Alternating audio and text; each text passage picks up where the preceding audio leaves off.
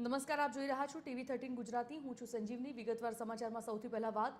આજે સવારમાં 10 વાગ્યા સુધીમાં રાજ્યના 63 તાલુકામાં વરસાદ નોંધાયો છે, જેમાં બનાસકાંઠાના વાવમાં સૌથી વધુ વરસાદ પડ્યો। વાવમાં 2.5 ઇંચથી વધુ વરસાદ નોંધાયો। બનાસકાંઠાના થરાદમાં પણ 2.5 ઇંચ વરસાદ થયો હતો। વલસાડ પોરબંદરમાં પણ 1.5 ઇંચથી વધુ વરસાદ નોંધાયો છે। આ તરફ પલસાણા સુઈગામમાં 1 ઇંચથી વધુ વરસાદ નોંધાયો છે। રાણાવાવ ખેરગામમાં પણ 1 ઇંચ સુધીનો વરસાદ પડ્યો। કુલ 54 તાલુકામાં 1 ઇંચ સુધીનો વરસાદ નોંધાયો છે।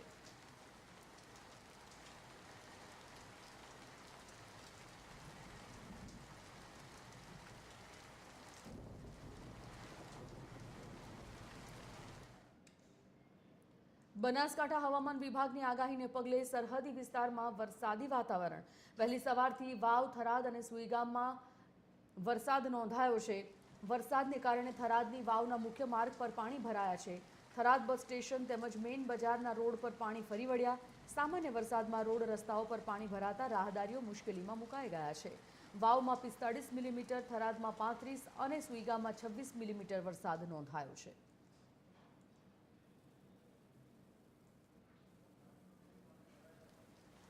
તો બનાસકાંઠામાં સારો એવો વરસાદ, ખાસ કરી સામાન્ય વરસાદમાં રોડ રસ્તાઓ પર પાણી ભરાતા રાહદારીઓ મુશ્કેલીમાં છે।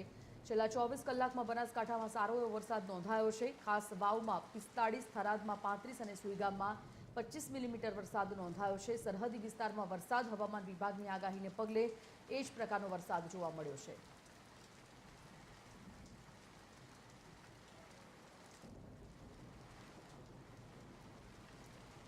બનાસકાંઠાના વડગામ તાલુકામાં ભારે વરસાદ પડ્યો છે। રોડ રસ્તા અને ખેતરોમાં વરસાદી પાણી ભરાઈ ગયા છે। વડગામથી પાલનપુર જતા હાઈવે ઉપર પાણી ઘૂંટણસમાં ભરાઈ ગયા છે। વડગામથી વરવાડિયા જવાના માર્ગ ઉપર પણ પાણી ભરાયા।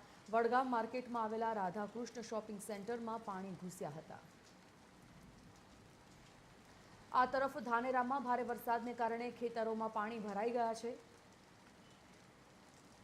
ડેઢા ગામે ખેતરોમાં વરસાદી પાણી ઘૂસતા ખેતરોને વ્યાપક નુકસાન પહોંચ્યું છે।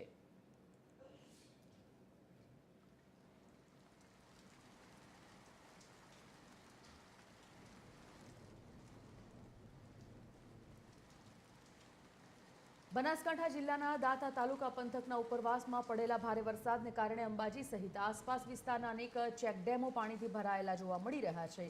એવામાં અંબાજીથી 6 કિલોમીટર દૂર આવેલા સુરપગલા કોઝવે પર પાણી ભરાતા તમામ ગામો સંપર્ક વિહોણા બન્યા છે। ઘર વખરી ખરીદવી હોય તો પણ આ કોઝવેમાં ભરાયેલા પાણીના કારણે લોકોને ભારે મુશ્કેલી વેઠવી પડે છે। ભારે વરસાદ પડે ત્યારે કોઝવે પર અત્યંત ભયજનક સપાટી વટાવી દે ત્યારે લોકોને અત્યંત મુશ્કેલીનો સામનો કરવો પડે છે। કોઝવે ઉપર પુલ બનાવવાની લાંબી સમયની ગામના રહીશો માંગ કરી રહ્યા છે।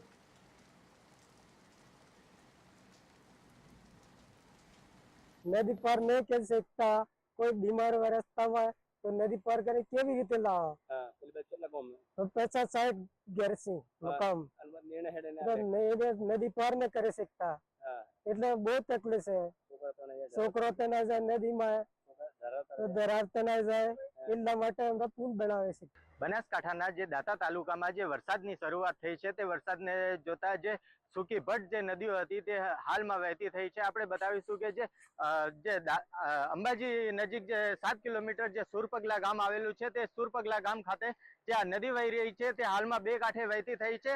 અને આ જે કોઝવે છે તે કોઝવેના બીજી પારે જે એક ગામ આવેલું છે ત્યાં અંદાજે 50 થી 60 ઘર પણ આવેલા છે। પણ જે કોઝવે પાર કરીને જે લોકો છે તે જતા હોય છે, પરંતુ જે જોખમી સવારી કરીને પણ આ બાજુ આ કોઝવે ઉપરથી જોખમી સવારી કરીને લોકો જે કોઝવે પાર કરતા હોય છે। પરંતુ જે ક્યાંક ને ક્યાંક જે આ ગામના લોકો છે તે ગામના લોકો બીમાર પડી જાય છે। તે લોકો હાલમાં જે આ નદી જ્યારે પાણી રોકાય ત્યારે તે લોકોને હોસ્પિટલ લઈ જવામાં આવે છે। અને હાલમાં જે ગામના લોકો છે તે ગામના લોકો એ ગાડીમાં ભારે મુસાફરી કરીને આ કોઝવે જીવનના જે જોખમે જે કોઝવે પાર કરતા હોય છે। અને હાલમાં જે ગામના લોકો છે તે ગામના લોકો એક પુલની માંગ કરી રહ્યા છે। વિનય સિકરવા, TV13 અંબાજી।